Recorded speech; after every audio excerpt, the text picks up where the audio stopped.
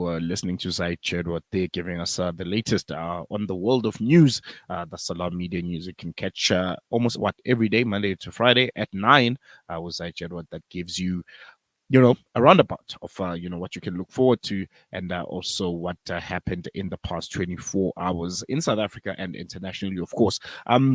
Speaking of South Africa, we're going to the elections on the 29th of May, and you can feel the mood in the country is definitely changing, and a lot of people are participating. If it's not political parties, it's organizations like SAMNET, who are going to be hosting a survey. This is their third election survey from SAMNET, and it is intended to evaluate opinions of Muslims and those of other faiths and beliefs about their opinions regarding elections, political parties, participation in political processes, and involvement in political, non-governmental, and civil society. And joining us in a bit is Dr. Faisal Suliman, who's South Africa's Muslim Network's chairperson. Assalamu alaikum, Dr. Suliman, and thank you so much for joining us. Wa alaikum salam wa rahmatullahi wa barakatuh, and thank you for having me. First and foremost, this is SAMNET's third election survey. Why did SAMNET decide, to partake in this kind of project, and also what is the intended outcome, the key takeouts from this? All right, so yes, as you say, this is the third time we're doing it. The whole part of the idea is to compare some of the data, or whether there have been changes since the last election in how Muslims think. Although the survey is not confined to Muslims, it's open to absolutely everybody. The idea is to gauge public opinion. So if I give you a sort of a spoiler alert preview, from the number of people who've completed it to date, 30% say they are going to vote, but they haven't decided who to vote for. So those are people up in the air. They're still, potentially influenceable by politicians and what happens over the next almost 3 weeks. 50% of the people who responded said they have demonstrated before in some sort of service delivery or demonstration or protest of some sort. So it shows you the kind of people who are filling in the survey. They are, people who are active citizens in some form or the other. So some of the questions, and by the way, we've extended the deadline until the 5th of May. We were going to cut it off on Sunday, but various requests have come through that we extended, and I think we'll do that. So it'll close on the 5th. You can do the survey directly on the SAMNET website, samnet.co.za, or you can WhatsApp us 084 3333979, and we'll send it to you on WhatsApp 084 3333979. And I hope the entire Salam Media family, with the extended families, I won't say friends, I'll say wives and uncles and aunties, are all going to put in the survey. All right, so look, we start off with demographic data, and then we're asking questions that are pertinent. So if you voted before, have you changed your mind? What influenced you to change your mind? Have you decided from the previous one to now to change the party, and why? Then we're asking a question that, there are some, not many, but they have some following. Scholars who say not permissible to vote or get involved in politics and parliament, etc. While, of course, we strongly disagree with them, and I think the vast opinion of Muslim scholars locally in South Africa is that you can and you must. You have a duty Islamically to be an active citizen and try and shape the future of your country. So we're asking those who believe that it's not permissible to vote, then what alternatives do you suggest to further advance Muslim interests and the interests of the country? If you're saying, no, haram, politics haram, parliament haram to vote, all of this, well, then what alternatives? So we're giving space to try and find out. And then the other one we're talking about is on what basis people choose. Is it struggle credentials, a liberation history, or now, corruption, anti-corruption, that sort of thing. And of course, now we also have the phenomenon of independent candidates. So we ask 1 or 2 questions around that, what people think about that, and about Muslim parties, and how do people see Muslim parties? Is it, okay, it's a Muslim party, so I'll vote for it no matter what? Or it's a Muslim party and I'll judge it along the same lines as I judge any other political party, integrity, honesty of its candidates, etc. Or the opposite. it's taking us backwards. We're putting ourselves into a laga. Shouldn't be voting for the Muslim party. We need to vote for the bigger party. Then, of course, this has an influence, as we all know, and more likely than not, the coalitions that will probably come in for the first time this year at the national level. Mm. And we also ask a little bit of questions about Palestine, about Gaza. Has that influenced your change, the way you'll choose a political party? And how strong is that? We know traditionally, for example, in the Western Cape, a large number of Muslims voted for the DA, keeping them in power in Western Cape, but especially in the city of Cape Town in the municipal elections. Has that changed? The fact that Israel or the DA and its moonshot pact are strong 150% supporters of Israel and silent on the genocide, in fact, supporting this genocide, supporting Israel's actions. Has that changed how people will look at voting for those political parties? So these are, important considerations, and we'd like to find out what the Muslim public thinks. And therefore, friends, families, WhatsApp groups, paddle groups, sports groups, whatever, put the survey all over. As you know, the bigger the survey, the more data we get, the more useful is that data.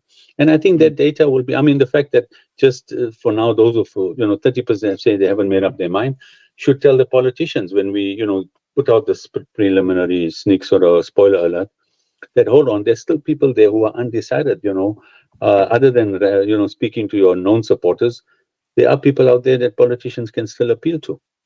So it's important that we get this data and also help, to see what Muslims think to shape future, maybe policy, future political parties or Muslim parties, etc.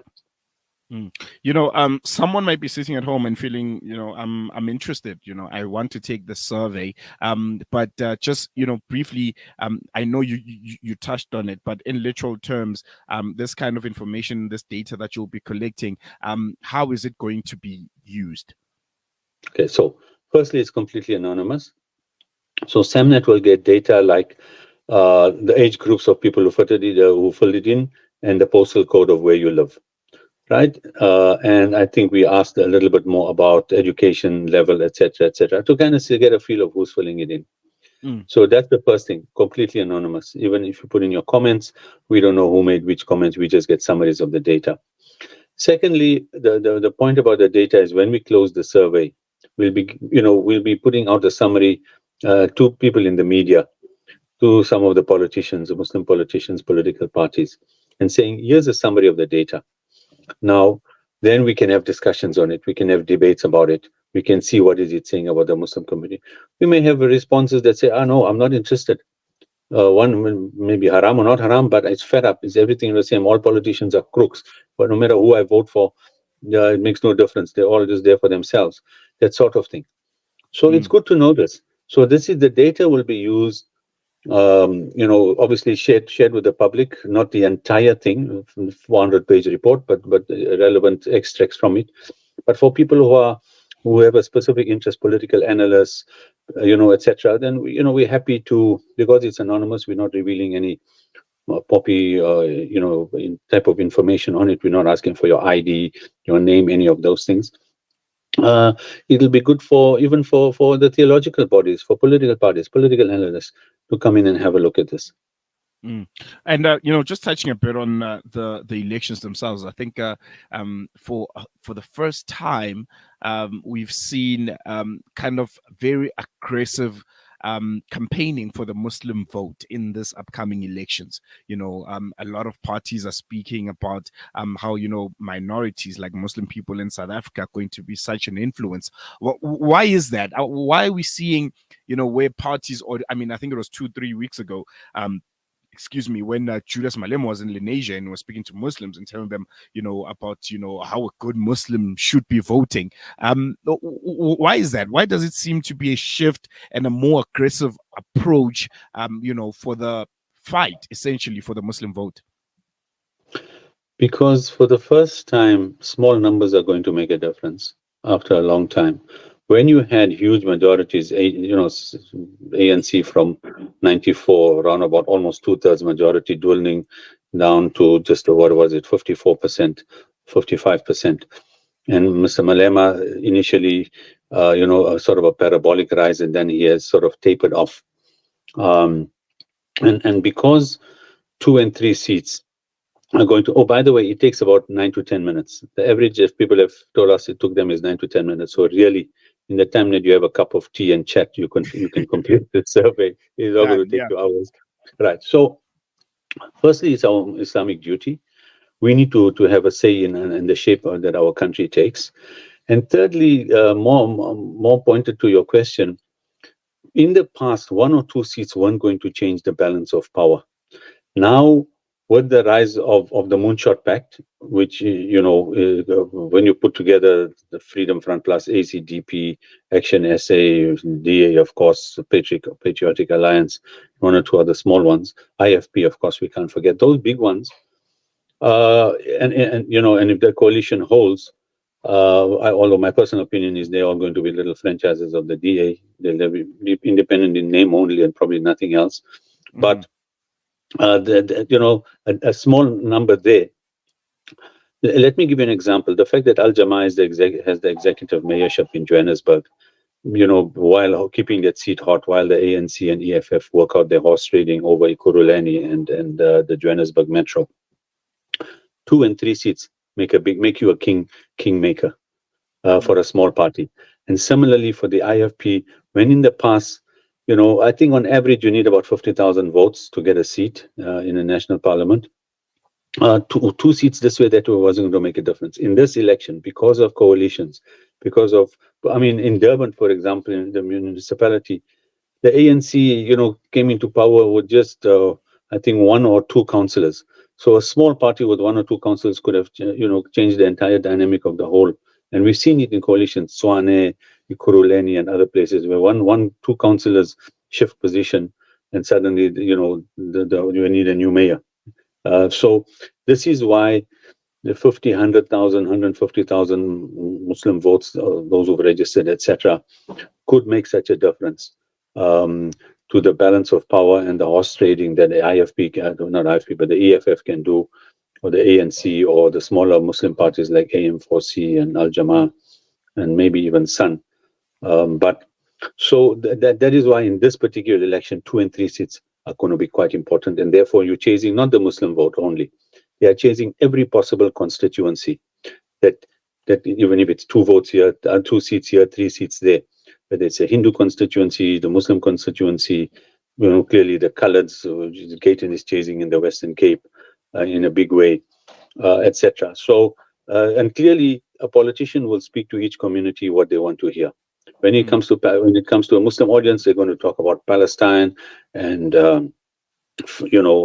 economic things that are of interest to the Muslims, particularly Delhi, and then dangle the carrot of Palestine. When they go to Hindu community, it's going to be specifically what is important to the Hindu community, and that's what politics is all about. It's about who you're speaking to at the time. When he goes to campuses, he's going to talk about free education and radical economic transformation and nationalization of the banks and the land and all of that. So, they adjust, and Mr. Malema flip flops like no other. Says and we know it from his history. He Yeah. can flip flop on an issue twice in a day. Changes faster than the wind in Cape Town. So, um, so this is what politicians about, and therefore the education. Therefore, the survey helps people who are filling it in also to think about things, and more importantly, as SAMNET, we will start now maybe to issue some statements on sort of not guidelines, but it's a common question I get asked: who must I vote for? Now, as a neutral body, we're not out there to say vote for this one, but what we have done in the past and said these are ones you really shouldn't consider, and these are the ones you should possibly consider with maybe a little bit of a SWOT analysis on 3 or 4 parties, and the reasons for that, and then people can make informed choices. And just lastly, before I let you go, that survey, those that want to be involved, how can they, get involved? Where do they fill in? What are the details? Okay, perfect. SAMNET, SAMNET.co.za, easy as that. Or if you send us a WhatsApp 084 and just say that, please send me the survey. We will We'll send you the link, and yeah, 9 to 10 minutes is all it'll take. And please share, make it viral. Definitely. We're going to leave it there. Dr. Suliman, pleasure chatting to you and just getting a bit of your insights as we head. Waiting for yours. I'm waiting for yours. I want to look for your name and see that you've done it. No, Yeah, because of course, definitely. I there's think, no name there. There are no names there. It's uh, anonymous. But we're no, hoping the yeah, entire Salam Media team is going to fill it in, no, definitely. We have and their to. friends, and I think, their families. yeah, very important. I think the 29th elections, I think, are vastly very important. And in any way anyone can be involved, they should. And I think yeah, we'll make sure that everyone here in the studio and all of our friends do it just to get a picture and a sense Tick, of what. tick, tick. No payment, no bonuses. I'm messaging Ponti. I want to see the clipboard with the names. Tick, tick, tick, tick, tick. I'm sending a message to Ponti. Lord, thank you so much for having me. Inshallah, please encourage people as you'll go along to fill it in. We have extended the date till the next Sunday, the 5th of May. And inshallah, we'll get data that is actually worth talking about. No, definitely. We'll leave it here, and Jazakallah so much for joining us. Thank you, as always. Assalamu alaikum. There you have it. There an opportunity for you to get involved, in the national discourse, and as we aggressively head into the 29th of May in the elections, you can be a part of it, man. This is active citizenry. As they put it, then yeah, you can be a part of it. South African Muslim Network's chairperson, Dr. Faisal Suliman, giving us insight on SAMNET's political survey election 2024. I hope you're registered to vote. There's a lot of resources on SAMNET's website, and just to give you, a bit of assistance on, not necessarily telling you which way to vote, but advising, the decision. We're going to take a quick break. We're going to come back. Oh, but touching on an issue, I think, which is a very, very a sore point to everyone, and I think everyone can relate to, which is the cost of living in South Africa. I mean, we've seen just the prices of everything skyrocketing, under what the Gen Z's called Cyril's economy. So yeah, we'll be chatting a bit about that. I mean, get a lot of this. South Africans are turning to borrowing money to purchase groceries due to financial challenges. So we'll be chatting to Mamita Sibai a bit about what's influencing this. Why are South Africans going through such a difficult time? What are some of the factors, that are contributing to us enjoying such a hard time, and everything from electricity to petrol to groceries, everything just skyrocketing at levels that are not even in line with inflation. I will be chatting to Mamita Sibai right after the break.